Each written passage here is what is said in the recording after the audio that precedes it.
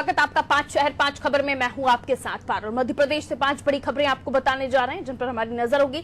5 तस्वीरें आप देख लीजिए। सबसे पहले बात करेंगे ग्वालियर चंबल संभाग में चले बीजेपी के 3 दिवसीय महासदस्यता अभियान की। इस अभियान के बाद बीजेपी ने बड़ा दावा किया है। कांग्रेस ने इस दावे को फर्जी बताया है। दूसरी खबर में बात करेंगे कोरोना की। चुनाव में व्यस्त सरकार की कोरोना के खिलाफ लड़ाई कमजोर पड़ गई है, जिसके चलते प्रदेश में कोरोना का आंकड़ा तेजी से 55,000 के करीब पहुंच गया। तीसरी खबर ग्वालियर से होगी, जहां लोकायुक्त की टीम ने एक शिक्षक के घर दबिश दी।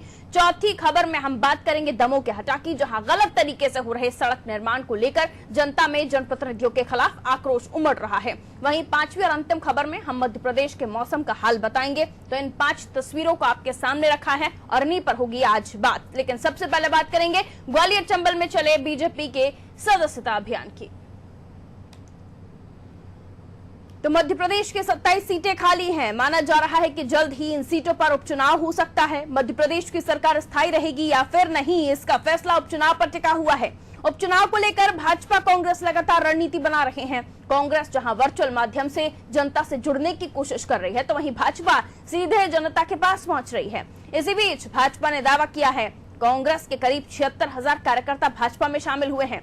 आने वाले उपचुनाव को देखते हुए भाजपा ने 3 दिन तक ग्वालियर चंबल में महासदस्यता अभियान चलाया था। इस दौरान ज्योतिरादित्य सिंधिया, सीएम शिवराज सिंह चौहान, प्रदेश अध्यक्ष वी.डी. शर्मा, केंद्रीय मंत्री नरेंद्र सिंह तोमर समेत पार्टी के कई बड़े नेता मौजूद रहे। भाजपा ने महासदस्यता अभियान के दौरान एकजुटता का भी संदेश दिया। भाजपा ने दावा किया है कि 3 दिन के महासदस्यता अभियान को लेकर कांग्रेस के करीब 76,000 समर्थकों ने भाजपा की सदस्यता ली है। भाजपा प्रदेश अध्यक्ष वी.डी. शर्मा ने ट्वीट कर कहा, ग्वालियर चंबल संभाग के चारों लोकसभा क्षेत्र से भाजपा में शामिल हुए कांग्रेस के 76,361 कार्यकर्ताओं का मैं भाजपा परिवार में हार्दिक स्वागत करता हूं। वी.डी. शर्मा के अनुसार ग्वालियर लोकसभा से 18,334, मुरैना लोकसभा सीट से 24,989, गुना शिवपुरी लोकसभा सीट से 19,563 और भिंड लोकसभा सीट से 13,475 कार्यकर्ताओं ने भाजपा की सदस्यता ली है। वहीं कांग्रेस भाजपा के दावे को फर्जी बता रही है। ग्वालियर में जाकर भाजपा के दावे की पोल खोलने की बात कर रही है और गृह मंत्री नरोत्तम मिश्रा ने कांग्रेस के इस बयान पर पलटवार भी किया है।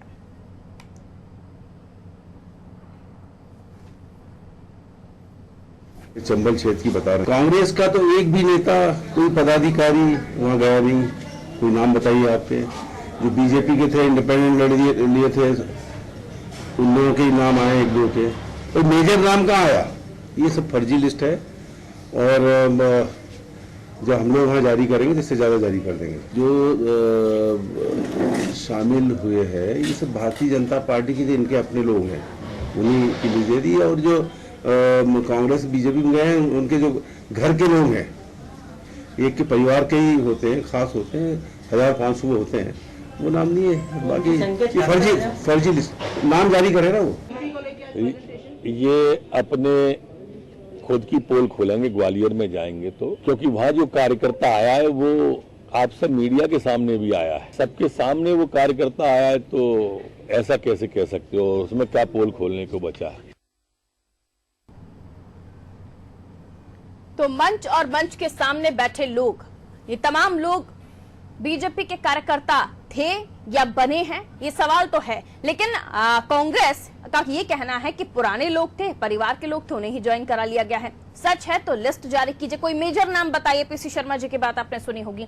लेकिन कुल मिलाकर ये जो महासदस्यता अभियान चलाया गया, 3 दिन का जो मेगा शो था, इसके पीछे की कहानी क्या है? क्या वाकई इस मेहनत का फल बीजेपी को मिलने वाला है या फिर ये जो 16 सीट ग्वालियर चंबल की जिसको टारगेट किया है खुद सूबे के मुखिया शिवराज सिंह चौहान और ज्योतिरादित्य सिंधिया ने, इस पर जो टारगेट उनका है वो टारगेट सफल भी हो पाएगा या नहीं हो पाएगा, समझने की कोशिश करते हैं। मनोज वर्मा जी हमारा पॉलिटिकल एडिटर हमारे साथ इस वक्त फोन लाइन पर इस खबर को और समझाने के लिए। तो अभियान तो चला मनोज जी, सदस्यता अभियान, लेकिन कांग्रेस यकीन नहीं कर रही और बीजेपी कह रही आंखों देखा हाल तो आप खुद ही समझ गए होंगे। देखिए, पीसी शर्मा जो कुछ कह रहे थे अभी कि किसी कोई बड़ा नाम सामने नहीं आया, तो सबसे बड़ी बात है कि ग्वालियर चंबल के 16 विधायक मंत्री बीजेपी में शामिल हो गए। अब उनसे बड़ा नाम और कौन हो सकता है? अब तो जो बचे हैं वो कार्यकर्ता ही बचे हैं निश्चित तौर पर, या जो छोटे मोटे उनके जिला अध्यक्ष वगैरह हैं, उनमें से भी ज्यादातर सिंधिया के पार्टी छोड़ने के बाद ही बीजेपी में आ गए थे और ये बात जरूर है कि बीजेपी के जो पीसी शर्मा कह रहे हैं कि उन्हीं के लोग थे, इनमें से ज्यादातर वो लोग थे जो अपने क्षेत्र के विधायक या मंत्रियों के साथ ही जिन्होंने कांग्रेस छोड़ दी थी, लेकिन बीजेपी का वो औपचारिक रूप से हिस्सा नहीं बन पाए थे और उनको औपचारिक रूप से बीजेपी में शामिल किया गया है। दिलचस्प बात यह है कि पीसी शर्मा कह रहे हैं इतने लंबे कार्यकर्ता अगर शामिल हुए तो लिस्ट बताएं। 3 दिन पहले डॉक्टर गोविंद सिंह जो कि लाहौर से विधायक हैं, मंत्री रहे हैं, वो कहते हैं कि बीजेपी जितने कार्यकर्ताओं के शामिल होने का दावा कर रही उतने तो हमारे पास ग्वालियर चंबल में कार्यकर्ता ही नहीं बचे हैं। तो सवाल यही है कि ये ग्वालियर चंबल का बड़ा नेता जो ये बात कह रहा है कितने कार्यकर्ता नहीं बचे, वो पीसी शर्मा कह रहे हैं कितने कार्यकर्ता शामिल नहीं हुए, तो दोनों से सवाल पूछा जाना चाहिए कि दोनों में से आखिर सच कौन बोल रहा है और झूठ कौन बोल रहा है। जहाँ तक कार्यकर्ताओं की बात है तो बीजेपी ने भी एक फिगर जारी किया विधानसभा क्षेत्रवार। उनका कहना है कि हमारे पास सूची है कि किस विधानसभा क्षेत्र से कौन कार्यकर्ता आया है। तो कांग्रेस को भी चाहिए कि इस विधानसभा क्षेत्र की जो सूची है जो पब्लिक डोमेन में है उसके आधार पर जब वो 29 तारीख को ग्वालियर में पोल खोल कार्यक्रम करेंगे तब वो कार्यकर्ताओं को पेश कर दें कि ये देखिए ये बीजेपी का कार्यकर्ता है, इसी को कांग्रेस ने शामिल कर दिया। क्योंकि सोशल मीडिया में तमाम सारे फोटो हैं, तमाम सारे वीडियो ऑडियो वायरल हो रहे हैं जिनमें वो कार्यकर्ता दिखाई भी दे रहे हैं। बिल्कुल, और वीडी शर्मा जी तो सूची भी बता रहे हैं कि इतने कार्यकर्ता इस जगह से शामिल हुए हैं। ऐसे में इतनी बड़ी तादाद में स्विच कर रहा है कार्यकर्ता, झुंड के झुंड कांग्रेसियों के अगर शामिल हो रहे हैं बकौल वीडी शर्मा जी, जिस तरह के उन्होंने कार्यकर्ताओं के नंबर्स भी गिनाए हैं, ऐसे में तो सर ग्वालियर चंबल के अगर इलेक्शन आज की तारीख में करवा दिए जाए तो कांग्रेस का वजूद ही समाप्त है। वहां तो इतनी बड़ी तादाद में कार्यकर्ता शिफ्ट हो रहे हैं। ये देखिए फरूक बिल्कुल सही है, लेकिन सबसे बड़ी बात ये केवल उन 16 सीटों के कार्यकर्ता शामिल नहीं हुए हैं। इसमें कार्यकर्ता वहाँ के भी हैं जहाँ पर कांग्रेस के भी सिटिंग में विधायक हैं, लेकिन उस क्षेत्र के जो कार्यकर्ता है उनका मुंह बंद हुआ है। जैसे हम पिछोर की बात करें कि कांग्रेस की अपनी सीट है वो केपी सिंह, लेकिन वहाँ के कार्यकर्ता शामिल हुए हैं। ऐसे कई सारे विधानसभा क्षेत्र 26 से 28 विधानसभा क्षेत्र जहाँ के कार्यकर्ता शामिल हुए हैं। दूसरी एक वाली बात है कि कांग्रेस के सामने बड़ा संकट यही कि जो कार्यकर्ता जो नेता उनके छोड़कर गए विधायक और मंत्री वो कई बार से विधायक थे, उनमें से कई बार के कुछ चुनाव हार गए थे। तो कहें कि कांग्रेस का पूरा सिस्टम वहाँ कोलैप्स हो गया है, उनका संगठन वहाँ खत्म हो गया, क्योंकि जो कार्यकर्ता थे वो बीजेपी में आ गए और जो नेता थे वो पहले ही बगावत करके इन्होंने सरकार गिराई और बीजेपी के साथ चले गए। तो कांग्रेस के सामने बड़ी चुनौती अब 2 है, पहला संगठन खड़ा करना और दूसरे ऐसे चेहरे ढूंढना जो कि उपचुनाव में कांग्रेस के उन्हीं लोगों को टक्कर दे सकें जो कि कांग्रेस का साथ छोड़ के बीजेपी में शामिल हुए हैं। लेकिन उपचुनाव के लिहाज से कितना समय है कांग्रेस के पास की पहले संगठन को खड़ा करे, उसके बाद उन चेहरों को भी ढूंढा जाए जो अभी वर्तमान में मंत्री बन चुके, उनको बीट कर सके, उनके साथ फाइट कर सके। देखिए अभी तक की जो स्थिति आप सही कह रहे हैं ऐसी स्थिति दिख नहीं थी, लेकिन एक बड़ी चीज यही है कि कांग्रेस की नजर इस बात पर है कि जो बीजेपी के लोग बगावत करते हैं अगर या जो बीजेपी के पुराने नेता अगर काम छोड़ते हैं और कांग्रेस में आते हैं तो उनको चुनाव लड़ा दिया जाए। केएल अग्रवाल का उदाहरण हमारे साथ है बमोरी में, प्रेमचंद गुड्डू की अगर हम बात कर रहे हैं या भांडेर से फूल सिंह बरैया जो कि राज्यसभा का चुनाव हारे। तो कांग्रेस की नजर अपना कैडर खड़ा करने की बजाय उन लोगों पर है जो बीजेपी से नाराज है और अगर वो पार्टी छोड़ते हैं तो कांग्रेस उनको मुकाबले में उतार के चुनाव जीतने का सपना देख रही है। पर चलिए, लेकिन मनोज जी ये जो रणनीति है अगर कांग्रेस की कि अपना घर बाद में देखिए, पहले दूसरे का घर तोड़कर अपने घर को बसा लीजिए, तो ये सक्सेस होती या नहीं होती है तो समय के साथ ही पता चलेगा। बहरहाल शुक्रिया जानकारी देने के लिए। तो अगर ऐसी रणनीति के तहत चल रही है, वैसे एक रणनीति नहीं है कांग्रेस के पास, अलग अलग मोटो अलग अलग नारे के साथ कांग्रेस उपचुनाव का अभियान शुरू कर चुकी है। फिर चाहे वो बिकाऊ और टिकाऊ वाली बात हो या फिर कार्यकर्ताओं को ढूंढना या फिर उन चेहरों को ढूंढना जिन्हें टिकट दिया जा सके, क्योंकि वर्तमान में बड़े फेसेस तो मूव कर गए बीजेपी की तरफ और वो खुद भी अब मंत्री बन गए। चलिए आगे बढ़ते हैं। मध्य प्रदेश में कोरोना का तांडव जारी है। रोजाना सामने आ रहे नए मरीजों के आंकड़े रिकॉर्ड तोड़ रहे हैं। पिछले 24 घंटे में प्रदेश में कोरोना का सबसे बड़ा विस्फोट हुआ। प्रदेश में रिकॉर्ड 1292 कोरोना के नए केस सामने आए, जिसके बाद प्रदेश में कोरोना संक्रमितों की संख्या बढ़कर 54,421 हो गई। प्रदेश में कोरोना से मौतों का आंकड़ा भी तेजी से बढ़ रहा है। प्रदेश में पिछले 24 घंटे में 17 मरीजों की मौत हो गई। प्रदेश में अब तक 1246 लोग कोरोना से अपनी जान गंवा चुके हैं। हालांकि राहत की बात यह भी कि प्रदेश में कोरोना से ठीक होने वाले लोगों की संख्या 41,000 के करीब पहुंच गई है, जिसके बाद प्रदेश में एक्टिव केस की संख्या 11,944। वहीं अगर प्रदेश की राजधानी भोपाल की बात करें तो यहाँ की स्थिति भी चिंताजनक है। भोपाल में रोज 100 के पार कोरोना के मरीज मिल रहे हैं। मंगलवार को भी भोपाल में कोरोना के 135 नए मरीज मिले, जिन्हें मिलाकर अकेले भोपाल में कोरोना मरीजों की संख्या 9,676 हो गई, जबकि अभी तक भोपाल में कोरोना से 264 लोग अपनी जान गंवा चुके हैं। चुनाव में वह सरकार की कोरोना के खिलाफ लड़ाई अब धीमी पड़ती जा रही है, जिसका परिणाम यह है कि प्रदेश में कोरोना संक्रमितों की संख्या 55,000 के करीब पहुंच गई। लेकिन प्रदेश के गृह मंत्री कह रहे हैं जब तक वैक्सीन नहीं आती कोरोना के साथ जीने की आदत डालनी पड़ेगी। हालांकि उन्होंने कहा कोरोना को हराएंगे, ये संकल्प पक्का है। वहीं कोरोना के बढ़ते प्रकोप को लेकर कांग्रेस ने सरकार पर भी हमला बोला है। और जानकारी लेंगे अंकुर अधवरी, विशेष संवाददाता फोन लाइन पर इस वक्त हमारे साथ मौजूद है, कोरोना को लेकर अपडेट्स देंगे। अंकुर, सरकार भी घिरती हुई नजर आ रही है। अगर ये आरोप कांग्रेस के हैं कि चुनाव की व्यस्तता के चलते सरकार भूल गई है कि कोरोना फैल रहा है, ऐसे में गृह मंत्री कहते हैं कि फिलहाल जब तक वैक्सीन नहीं आ जाती तब तक आदत डाल लीजिए कोरोना के साथ रहने की। जी बिल्कुल बिल्कुल, आज गृह तक कोरोना नहीं आ जाती है तब तक लोगों को कोरोना के साथ जीना सीखना पड़ेगा। निश्चित तौर पर कोरोना का संक्रमण प्रदेश में बढ़ता ही जा रहा है। जारी की अगर बात करें तो आज 135 मरीज मिले हुए। निश्चित तौर पर ये कहेंगे कि भोपाल की बात ही नहीं, मध्य प्रदेश में हर के मामले बढ़ते ही जा रहे हैं और निश्चित तौर पर सरकार लाख प्रयास उसके बावजूद भी कोरोना का संक्रमण रुकने का। और गृह मंत्री ने खुद ये कहा है कि अभी लोगों को जब तक वैक्सीन नहीं आ जाती कोरोना के साथ ही जीना पड़ेगा, कोरोना को साथ लेकर ही जीना पड़ेगा।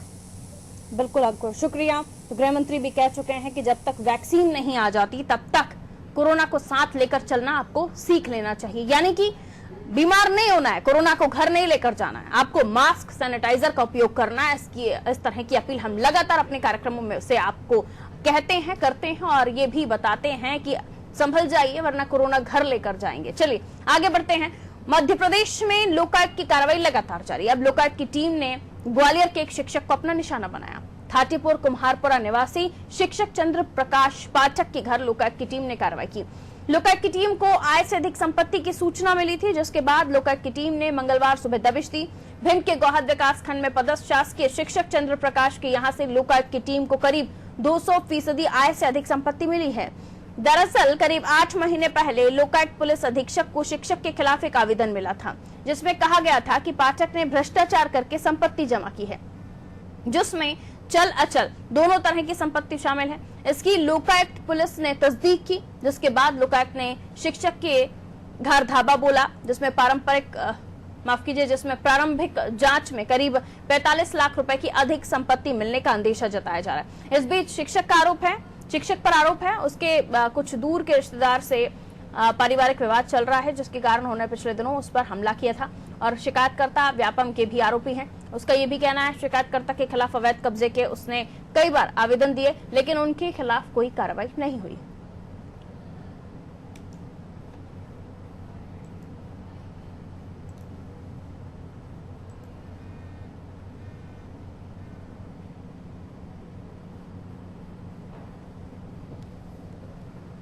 पास एक शिकायत आई थी जिसमें बताया गया था कि चंद्र प्रकाश पाठक जो खनिया दाना में मास्टर हैं, उन्होंने काफ़ी मात्रा में आय से अधिक संपत्ति खरीदी गई है। तो उसके संबंध में हमारे द्वारा जांच की गई थी और इन्होंने करीब जो है ना अपना इन्वेस्टमेंट जो इन सालों में किया है करीब 65-70 लाख के बीच इन्वेस्टमेंट किया है, जबकि इनकी जो हमने एक लगभग का आंकलन जो किया था वो इसमें करीब हमको 23 लाख की इनकी इनकम का पता चला था और खर्च जो है करीब 68 लाख का था। इसलिए हो सकता है कि और भी कुछ ज़्यादा, और उन जो खर्च हुए थे उन सबूतों के संग्रहण के लिए आज हमने यहाँ छापामार की कार्रवाई। जिससे मेरा विवाद चल रहा है जमीन का, वो मेरी जमीन पर कब्जा किए हुए 8 साल से, और उस जमीन के पेटे में मैंने जमीन खरीदी थी तो अपने लड़के का झूठा अपहरण लगवाया उसने 7 साल पहले, और आज है ना EOW की है ना और उस जांच आई है, वो जांच कर रही है इन्वेस्टिगेशन, मुझे कोई दिक्कत नहीं है। और 1 साल पहले मेरे साथ में उसने मरा हुआ छोड़ दिया था, मेरे को हमला किया तलवार और लठियों से, और है ना जिसके एवज में मैं न्यूरोलॉजी में एडमिट रहा, उसमें धारा 307 का वो आरोपी है। तो मामला लोकायुक्त का है और एक शिक्षक पर आरोप है और बताया जा रहा है कि आय से अधिक संपत्ति का ये मामला है। लेकिन कैसे एक शिक्षक इतनी ज्यादा राशि में अपना सामान इकट्ठा कर लेता है, प्रॉपर्टी बना लेता है, और बताया ये भी जाता है कि संपत्ति कुछ लीगल है कुछ इलीगल है, लेकिन जिस पर आरोप लगते हैं वो साफ तौर पर ये बताते हैं कि उसका कोई करीबी रिश्तेदार है और वो ये पूरी चीजों को कर रहा है। उस पर पहले हमला भी करवाया जा चुका है। कमल संवाददाता हमारे साथ इस वक्त फोन लाइन पर है जो तमाम खबर को लेकर जानकारी देंगे। कमल, आखिर मामला क्या है, पहले तो ये बताएं। जी, मैं आपको बता दूं, एक ये शासकीय शिक्षक हैं जो कि बहुत विकास खंड पीटीएम में एक शिक्षक के रूप में पदस्थ थे, जहाँ मंगलवार की सुबह इनके घर पर आलूका की टीम ने शिकायत सूचना के आधार पर उनके घर प्रवेश के दौरान इन्होंने कई दस्तावेज चेक किए। तो जब इनको पूरी बात पता पड़ेगी, इनकी पूरी जो शिक्षक की आय है, आय के हिसाब से इनके पास टोटल 23 लाख रुपए होना चाहिए था। इसके बाद इनकी संपत्ति 45-40 लाख अधिक मिली, जिससे कि उनको जो कार्रवाई की गई है। वहीं आरोपी का कहना है कि उसके पीछे उसके गांव के मिलने वाले जमीन को लेकर उस पर आरोप प्रत्यारोप लगाते रहते हैं। कई बार उनसे कई झूठे प्रकरण भी दर्ज करवाए। जिसके बाद जब आज जो की गई तो देखने वाली बात ये होगी कि ना, जब उनके पास संपत्ति पाई गई है तो ये लोकायुक्त खिलाफ विभाग इस पर कार्रवाई जरूर करेगा। चलिए, लोकायुक्त क्या कुछ कार्रवाई करता है और भी चीजों को खंगाला जा रहा होगा, अपडेट दीजिएगा। फिलहाल शुक्रिया जानकारी के लिए। तो भ्रष्टाचार से जुड़ा ये मामला बताया जा रहा है, जिसमें ये भी बताया जा रहा है कि एक शिक्षक पर इस तरह के आरोप लगे हैं। अब लोकायुक्त के हाथ में मामला है, लोकायुक्त जांच कर रहा है, उनको कई नामी बेनामी संपत्ति भी मिली है। अगली खबर की बात बुंदेलखंड के उपकाशी वैसे तो धार्मिक आयोजनों और अपनी सांस्कृतिक विरासत के लिए प्रसिद्ध है, लेकिन इन दिनों यहाँ आम जनों का गुस्सा अपने जनप्रतिनिधियों पर फूट रहा है। हम बात कर रहे हैं दमोह के हटा की, जहाँ कई जगहों पर जरूरी मार्गों को दरकिनार कर नगरपालिका गैर जरूरी मार्गों पर सड़क निर्माण करा रही है। इसी कड़ी में एक सीसी रोड के काम को देखकर लोगों का गुस्सा फूट गया। चंडीजी वार्ड की गंगा झिरिया के लोगों का कहना है यहाँ मुख्य सड़क चलने लायक नहीं, लेकिन पीछे वाले हिस्से में लगे ईंट भट्टे तक पहुंच मार्ग बनाया जा रहा है। सबसे खराब हालत यहाँ के नवोदय वार्ड ककराई क्षेत्र की है। यहाँ टेंडर जारी होने के बाद भी सड़क निर्माण शुरू नहीं हुआ। बताया जा रहा है इसका ठेका हटा विधायक के दामाद के पास है, जबकि यहाँ के निवासी पिछले 15 साल से सड़क के लिए सत्याग्रह कर रहे हैं, लेकिन राजनीतिक प्रभाव के चलते अधिकारी विधायक से सवाल जवाब करने की हिम्मत नहीं जुटा पा रहे। ऐसे में अब देखने वाली बात यह होगी कि आखिर कब तक लोगों की समस्याओं पर सुनवाई और उनका समाधान स्थानीय प्रशासन करता है। हम लोग पिछले 5 सालों से यहाँ गंगाझिरिया कॉलोनी पे रहते हैं, लेकिन यहाँ पर रोड ना होने के कारण बहुत ज्यादा असुविधा होती है, जिससे यहाँ पर गाड़ी और निकलने के साथ साथ बहुत घटना भी घट सकती है, क्योंकि कीचड़ ज्यादा है तो बच्चे भी गिरते हैं और हम लोग भी गाड़ी से यहाँ फिसल जाते हैं। तो कई बार ऐसा हुआ कि कई बार गाड़ी से गिर भी चुके हैं। इसलिए निवेदन है नगर पालिका वालों से कि यहाँ पर रोड डलवाई जाए, जिससे असुविधा ना हो निकल। 20 बार नगर पालिका में आवेदन, एसडीएम से मुलाकात करने के बाद एक सीधी नाली, कच्ची नाली खुदी है, उसके बावजूद भी यहाँ पूरे में अभी भी पानी का निकास सही तरीके से नहीं है और ट्रैक्टर निकलने वाले यहाँ पूरा कीचड़ मचा देते हैं और हम लोग दोनों टाइम इस कीचड़ को टालते रहते हैं। नगर पालिका प्रशासन से निवेदन है कि भी यहाँ नाली बनवाएं। यहाँ सीसी रोड मंजूर हो गई है, लेकिन वर्किंग ऑर्डर अभी तक चालू नहीं हुआ है। क्या हो रहा है, प्रशासन क्या कर रहा है, कुछ समझ में नहीं आता है। चर्चा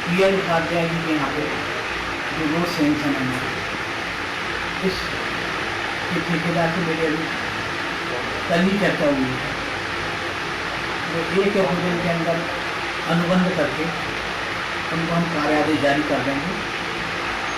लगभग 10 दिन के अंदर अंदर काम प्रारंभ हो जाएगा।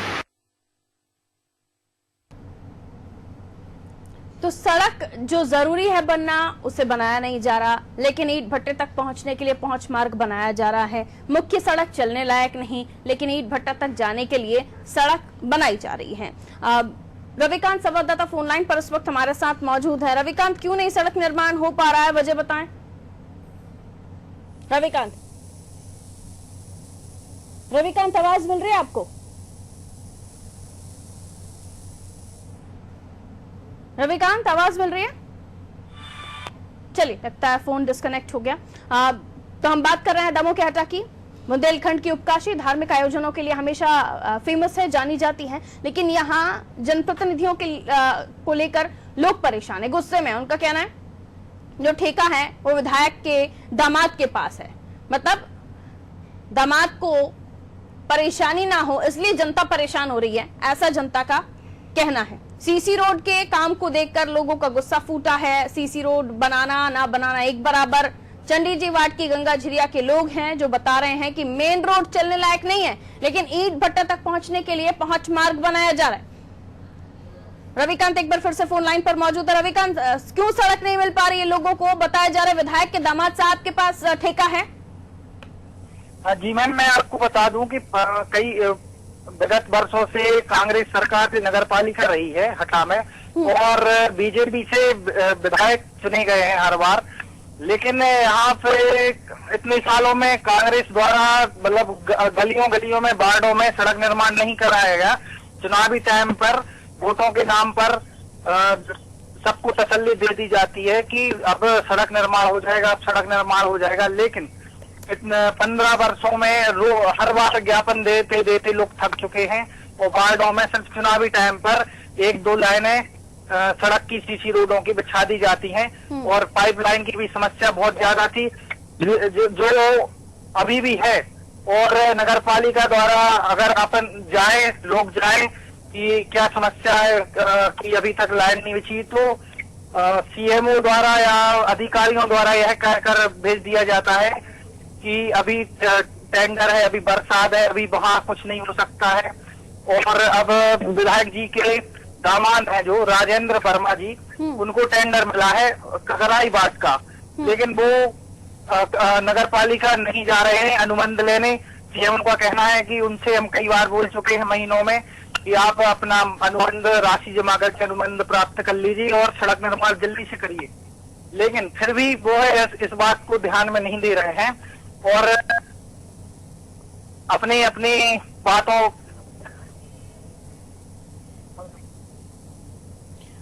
चलिए ना, तो दामाद राजेंद्र वर्मा और विधायक हैं हटा के पीएल तांतुवाए, लेकिन जनता परेशान है और वो क्यों, वाई, ये नहीं पता। तो तंतुवाई साहब को यहाँ का निरीक्षण करना चाहिए, विधायक हैं क्षेत्र के, और ये समझना चाहिए कि आखिर क्यों जो वर्क ऑर्डर है वो लेने के लिए नहीं पहुंच रहे उनके दामाद साहब, या जो सड़क निर्माण है वो क्यों नहीं हो रहा है बार बार पब्लिक डिमांड के बावजूद। मौसम का हाल जान लीजिए। मध्य प्रदेश में हुई भारी बारिश के बाद अब प्रदेश में एक बार फिर भारी बारिश का दौर शुरू हो सकता है। मौसम विभाग के मुताबिक मध्य प्रदेश के सभी जिलों में अगले 24 घंटे में गरज चमक के साथ बारिश होने की संभावना है, जबकि राजधानी भोपाल में 28 अगस्त को तेज बारिश होने की उम्मीद।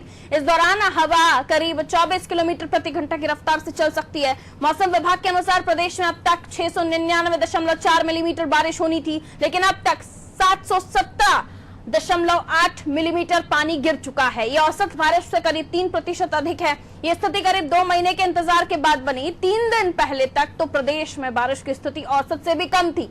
भोपाल में औसत से 25% अधिक बारिश हो चुकी है। राजधानी भोपाल में बीते 2 दिन की बारिश में शहर तरबतर हो चुका है।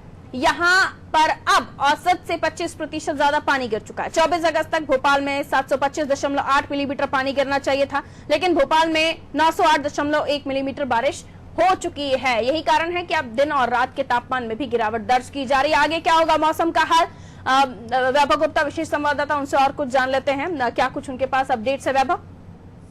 बिल्कुल, जिस तरह की 2 दिन की भारी बारिश में हमने देखा कि किस तरह से बांध के गेट खोलने पड़े, न केवल भोपाल में बल्कि ग्वालियर शिवपुरी की बात की है तो मणिखेड़ा डैम, जिसकी जो गेट है सालों से नहीं खुले, तो उसके भी 6 गेट खोलने पड़ गए। बरगी जो बांध है उसकी भी गेट खोलने पड़ गए। लेकिन 2 दिन की भारी बारिश के बाद अब लोगों के पास थोड़ा सा वक्त जरूर है कि अब जो बारिश है, जो मानसून के सिस्टम बन रहे थे वो सिस्टम लगातार कमजोर पड़ते जा रहे हैं, तो कुछ दिन का लोगों को राहत मिलेगी। लेकिन 28 तारीख के बाद फिर एक सिस्टम बन रहा है जिससे पूरे ही मध्य प्रदेश में भारी बारिश होने की संभावना है। हमने देखा था कि भोपाल में जो 2 दिन में भारी बारिश हुई थी, करीबन 215 मिलीमीटर भारी बारिश हुई, जिसके चलते भटपरा, कलियासोत और पीरवा तीनों के गेट खोलने पड़ गए थे और जो निचली बस्ती वाले इलाके होते हैं वहां से लोगों को रेस्क्यू करके बाहर निकाला गया था। कलेक्टर को भी और मौसम विभाग को भी सूचना दे दी गई है कि 28 अगस्त को जो मौसम का सिस्टम बन रहा है वो अति तीव्र सीजन वो रहेगा, कमजोर बेहद मजबूत सिस्टम रहेगा। तो पहले से ही एनडीआरएफ, एसडीआरएफ और होमगार्ड की टीम को सूचित कर दिया जाए और सभी को संसाधनों से युक्त कर दिया जाए ताकि लोगों को किसी तरह की परेशानी का सामना न उठाना पड़े। बहुत शुक्रिया बाबू जानकारी के लिए। तो मौसम का हाल कुछ इस तरह है कि बारिश तो लबालब हो रही है, डैम भी फुल हो चुके हैं, भोपाल में भी औसत से ज्यादा पानी गिर चुका है और आने वाले दिनों में और भी संभावना है कि पानी गिरेगा। तो स्वागत कीजिए मानसून का, क्योंकि ये मानसून तो आता है लेकिन आफत भी लेकर आता है। बरात मुझे दीजिए इजाजत और खबरों के लिए आप देखते रहिए अनादि टीवी। नमस्कार।